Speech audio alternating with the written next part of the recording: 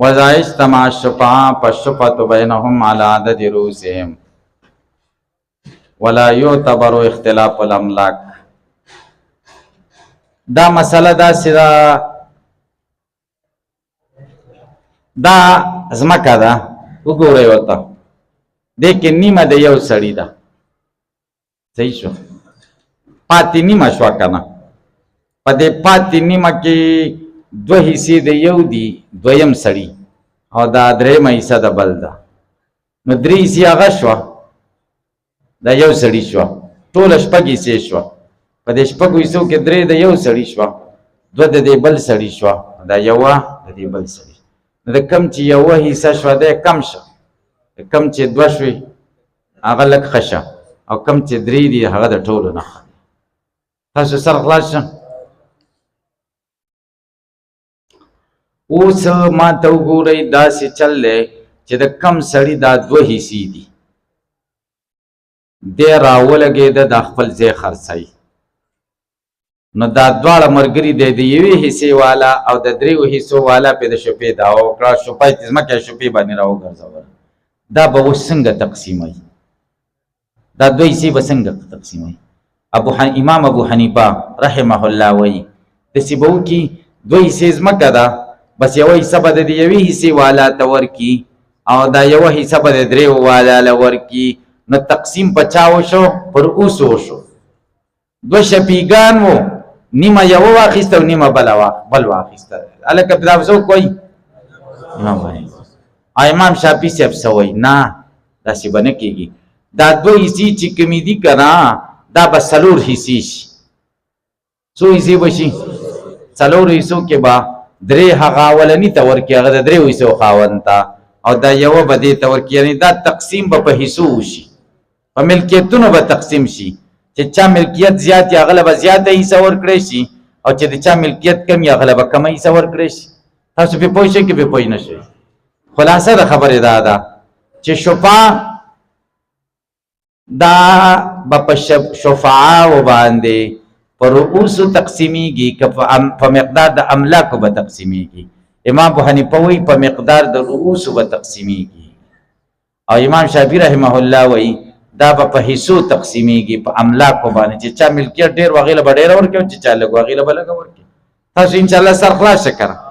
امام شافعي صاحب دلایل وایي او امام ابو حنیفه هم خپل دلایل وایي، تاسې متوجه شئ. وَإِذَا اجْتَمَعَ الشُّفَعَاءُ چې کله شفیع راجمع شو ګڼ شفیعان، فالشفعة بینهم شفعه به د دوی په منځ کې علی عدد رؤوسهم، په عدد د پشمیرې د سرونو د دوی، ولا یعتبر معتبر نه د اختلاف د املاکو، چې د ملکیت زیات دی د ته ډېره ورکوي او د کم دی د ته کمه ورکوي، داسې به نه وي. وقال الشافعي امام شافعي رحمه الله وایي هي علی مقادیر الانصباء، دا شبه به په اندازو د حصو وي. ولې شافعي صاحب دلیل؟ دا اول دلیل لأن الشفعة من مرافق الملک، ځکه دا شفعه خو د منافعو د ملک نه ده. دا شفعه څه ده؟ نو چې د چا ملک څومره زیات یا عمره به منفعت زیات ورکول کېږي. څه دلیل دی چې دا د منافعو د ملک نه ده؟ الا یراد دې ته نه کتل کېږي ان لتکمیل منفعتي، دا د تکمیل د منفعت د ملک دی.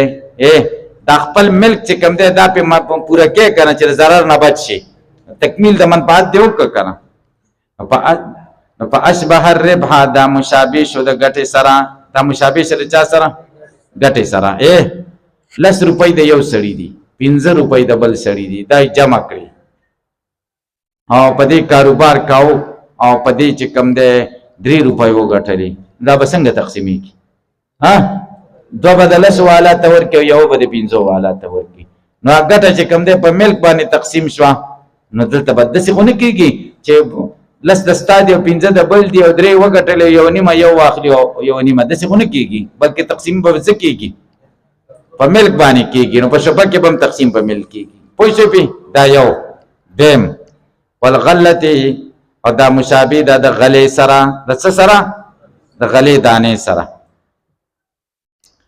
ځمکه ده، 2 کسانو واخیسته، یو جرب ځمکه به 3 لکه روپۍ واخیسته، د یو پکې 2 لک دي او د بل پکې 1 لاک دي صحیح شو نو یو پکې 2 حصے شریک دي او بل پکې 1 حصہ ده 1 لاک والا درېمه ده او د بل 2 دي صحیح شو نو اوس د ازمکه کری او هغه چې غلو کی د دانو کی نو غلبه څنګه تقسیمي ها د 2 لاک والا لبا لس منور کی او دا غبل بچ کم دی 15 منوالي الکه په املاکو به تقسیمي کی خبر وسو شباب هم په املاکو تقسیمي کی شاپی سي ابو ایداد 2 دلیلا 2 مثالونه درم ولد وادا د 2 کسانو شریکه ده 10000 روپۍ شوی دا 10000 پکې دی یو دی او 10000 پکې دی بل دی او دغه بچی راوړو او هغه څخه چې کم دی غټ شو او هغه څخه دی بیا په 3000 روپۍ خرڅ کړو نو بل 3000 څنګه تقسیمه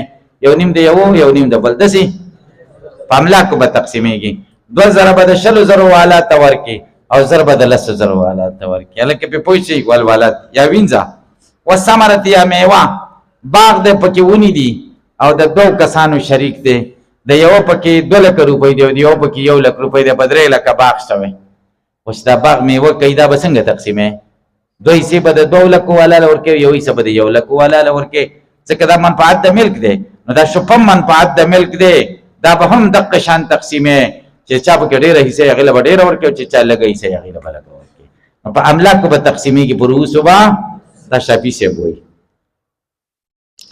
ولنا زمونږ دلیل دا دی چې نه دا پروس تقسیمېږي انهم دا شفاعه استوو په سبب استحقاق دا ټول برابر دي په سبب د استحقاق کې چا اتصال دی یلکه سبب د استحقاق د شفیع خو دې لګي حصے والا تم دی او د ډېر تم دی ځکه سبب د شفیع څه دی اتصال دی د لګم اتصال شته او د ډېر خاوند هم اتصال شته نو په استوونه په استحقاق دا ټول برابر دي په حقداري کې هر یو حقدار دی الا یرا دې تن قتل کیږي انه لو ان فرد واحد منهم کمن فرد یو د دوی نه استحق دا مستحق کیږي د کمال شفیع کچر تداسی چې یو د غیدا نور تیر شي هغه د دریو والا وای د دریو والا چې زه ته تیر مزه شو پنه کوم دا ټول دوی سی به د چای بیا دی یو وای معلومه شو وهذا آیت کمال سبب دا نه د کمال سبب در چې شو په ټول سبب په د کشته چې اتصال لیکره الکه په پوي وکثرت الاتصال تؤذن بکثرت العلت ما ته وګورئ نو شافعي صاحب وي خوند قبضم وي مکانا چې سبب څه دی اتصال هغه سبب اتصال شه خدا هغه سړی چا درې سي دي د هغه اتصال زیات دی او چې چا یو حصہ د اتصال کم دی ته باید کم او هغه ته باید ډیر ورکړي شي کنه دې جواب کوي خلاصه د جوابدار چې کثرت اتصال دا خبرداري ور کوي په کثرت د علت سره زمونږ مذهب کې کثرت د علت ته ترجیح نه ورکول کیږي بلکې قوت د علت ته چې کوم د ترجیح ورکول کیږي چاته د ترجیح ورکول کیږي یو طرف ته یو 2 شاهدان راغله بل طرف ته لس راغله زمونږ مذهب دار چې دا لس او 2 یو شان دي مسله لکه څنګه چې په 2 ثابتېږي په لس هم ثابتېږي نو زمونږ په مذهب کې اعتبار کثرت د علت ته نشته قوت ته دی چاته دی او قوت کې دا ټول برابر دي د دریو حصو والا او د یوې حصے په قوت کې برابر دي ځکه اتصال د ټول یو شان دی ګورئ وکثرت الاتصال ډیرواله د اتصال تؤذن خبرداري ورکوي به کثرت العلت په کثرت د علت هو ترجیح يقع بقوه في الدليل او ترجیح واقع کیږي په قوت په دلیل لا به کثرت نه په کثرت ولا قوتها هنا د قوت نشته یوتهم د شنره چې درې والا قوی دی او د یو ضعیف دی اتصال خود دواړو یو شان دی لظهور الاخرى بمقابلتي ذکر دا بل خو مخکار دی په مقابله د دې کې الکه په پوي شي الکه ما ته وګورئ او شافعي صاحب ته اوس جواب کوي امام شافعي صاحب ته دا ویلي چې دا شفاعت د خپل علم د خپل ملک منفعت دی انده ویلکه د بل چا ملک را وستل دا د خپل ملک ثمره نه ده د بل چا ملک را وستل دا ثمره د ملک نه ده په پوه شئ ما ته وګورئ د یو سړي زوی دی او د هغه زوی وینځه ده، په هغې وینځه کې د دې سړي پلار تصرف کولی شي که نه شي کولی؟ نو دا پلار تملک د ملک د غیر وکړو، تصرف یې وکړه په ملک د غیر کې، خو دا خو ثمره د ده د ملک نه شوه که نه؟ دا ثمره د ده د ملک ده، خو ده ته تملک د ملک د غیر جایز شو. دې ته خو موږ ثمره د پلار د ملک نه وایو که نه، ملک خو د زوی دی که نه. نو شفاعت کې هم څه چل وشو؟ تملک د ملک د غیر وشو. څه وشو؟ د تملک د ملک د غیر ته خو ثمره د ده د ملک موږ نه وایو، دا خو د ده د ملک ثمره نه ده که نه. سره م خلاص شه، دا د ده د ملک ثمره ده. ګورئ، والتملک ملک الغیری، او ځان مالک کول د بل چا د ملک، لا یجعلو دا نه ګرځول کېږي، دا پکې بند کوي، دا نه ګرځول کېږي ثمرة من ثمرات ملکه، ثمره د ثمرات د ملک د ده نه، د ده د ملک ثمره نه ده. د ده د ملک خو څه نه دي پیدا کړي، خو تا ته شرع اجازت درکړې ده چې د بل چا ملک ته په دې صورت کې راوستی چې ستا د ملک خو څه پیدا نه ده، تا خپل ملک استعمال کړی نه دی که نه. بخلاف الثمرة واشباه، په خلاف د میوې واشباه، هغه نور څیزونه غله شوه، ولد شو، ربح شوه، هغه خو ستا د خپل ملک ثمره ده، ته خپل ملک استعمال کړی دی که نه. هلکه پرې پوه نه شئ تاسې. ولو اسقط بعضهم حقه فهي للباقین فی الکل علی عددهم، که چېرته ساقط کي بعضې حق خپل چې زه نه کوم، فهي للباقین، دا د دې نورو دپاره ده په ټول کې علی عددهم، په شمېرې د دوی. دغه یو ووایي چې زه نه کوم، دا د دې بل ده، او که دوو د دې دوو ده چې درېیم لاړ هغه دې لاړ شي. ولې؟ لأن الانتقاص للمزاحمة. تاسې ما ته لږ وګورئ، دا ځمکه ده د 10 کسانو ده، د چا؟ د یوه پکې دلته څومره ده؟ 5 حصې د یوه ده. 5 حصې څو پاتې شو؟ 5 پاتې شو. په دې 5 کې یوه حصه چې کومه ده د چا ده؟ د دې 5 نورو ده. د دې نورو 4 چې کوم دی پکې، د یوه پکې 2 حصې ده، او د دې نورو پکې یوه حصه ده. صحیح شو؟ خبره خلاصه شو که صحیح شو؟ نو اوس دغه د 5 والا چې کوم دی د ځمکه خرڅوي، او دې ټولو پرې شفیدا وکړه او ویې ګټله، نو دې ټولو ته به چې کوم دی 4 تنان دي که نه، بس په دا 5 به 4 حصې شي، په دې به تقسیم شي. صحیح شو؟ اوس هغه 2 حصې چې دي هغه ویلې زه د شپې نه تېر یم، نو اوس به په دې 3 باندې تقسیمېږي. دا شپه به په دې 3 تقسیمېږي، 3 حصې به شي. دا 5 مخکې څو حصې کېده؟ 4 حصې کېده، اوس به 3 شي. نو مخکې 4 حصې کېده، دې 3 کې هر یوه ته کمه حصه رسېدله. کمه ورته ولې رسېدله؟ ځکه هلته مزاحم و، هغه مزاحم و، اوس چې هغه لاړ نو دوی ته سمه حصه رسېږي، ډېره ورته رسېږي. تاسو به سر خلاص شه. ګورئ، ولو اسقط بعضهم، که ساقط که بعضې د دوی حق او خپل حق، فهي للباقین، دا د دې نورو دپاره ده، بالکل په ټول کې، علی عددهم، د دوی په شمېرې. لأن الانتقاص، ځکه کمی په حصه کې، خو للمزاحمت، د مزاحمت د وجې چې هغه په مقابله کې و، مع کمال سبب، سره د کمال سبب نه، چې سبب خو کامل دی په دې هر یو کې چې اتصال دی، په حق کل منهم، په حق د هر یو کې د دوی نه. وقد انقطعت، او دا مزاحمت خو منقطع شي په تسلیم سره. هلکه دې ځای پورې تاسو سره خلاص شه. ولو کان البعض غیبا یقضى بها بین الحضور علی عددهم. او بس دقه 10 حصو کې 5 د یو دي، 2 د بل دي، او یوه د دې نورو ده. دا داسې چلو شو چې دا 5 والا دا ځای خرڅوي، د نورو پرې شپې دعوه وکړه. دا 3 شته دی، او دا 1 نشته، غایب دی. قاضي صاحب به فیصله وکړي چې دا شفا د دوی شوه، نو دوی به په خپلو په منځونو کې سره تقسیم کړي. پوه نه شي؟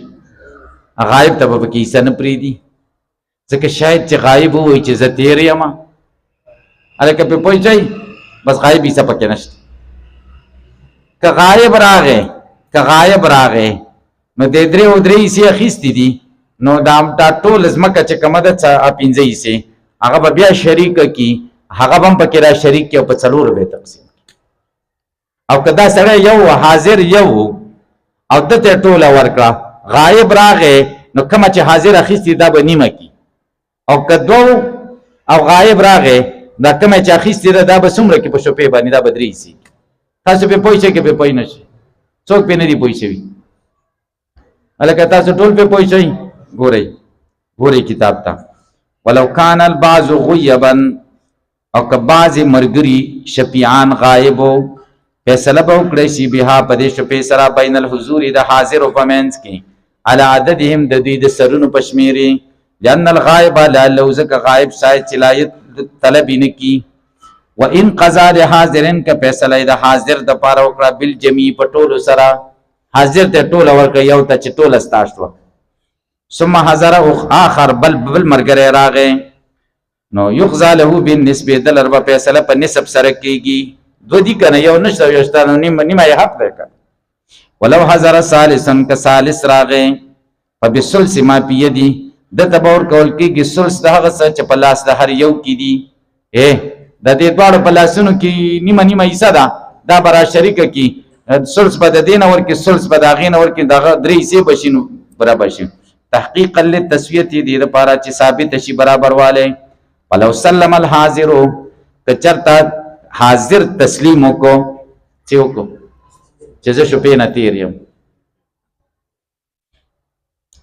بعد ما قضی له پس د هغې نه چې دته فیصله په ټول شپې سره شوې ده لا یاخذ القادم نه باخلي راتلونکی الا النصف مګر نیمه پې پوه نه شوئ یو دی او هغه ویلی زه د شپې دعوه کوم قاضي صاحب ټوله دله ورکړه ټوله یې دله ورکړه او بیا یې ویلی ورکې که زه تېر یم مشتري ستاش صحیح شو نو چې اوس هغه غایب ملګری راغی نو اوس به غایب له نیمه ورکړي ځکه قاضي فیصله وکړه نیمه د حاضر شوه نیمه د غایب شوه حاضر خپله حصه پرېښوده او غایب یې نه پرېږدي اخلي راغی دا هغه صورت کې چې فیصلې نه وروسته حاضر تیر شي او که فیصله نه ده شوې فیصله او حاضر یې ویلی زه تیر یم او مشتري سره دا ځمکه په لاس کې پاتې شوه او غایب راغی او غایب دعوه وکړه نو ټوله به اخلي هلکه پوه نه شوې په دې مسئلې لأن قضا د قاضي بالکل په ټول باندې د حاضر دپاره قطع حق الغایب غوڅ که حق د غایب د نسب نه د غایب حق د نسب نه غوڅ که که نه دا نسب حاضر له ورکړه که نه چې هلکه ستا غایبه که ته چرې راغلې نو نیم کې د حق د نیم د ده شو بخلاف ما قبل القضا په خلاف د هغې باندې چې د قضا نه مخکې حاضر ووایي چې زه د شپې نه تېر یم او غایب راشي هغه وایي زه نه تېرېږم او بیا یې وګټله نو ټوله به اخلي نیمه بیا دغه له مشتري له نه پاتې کېږي بس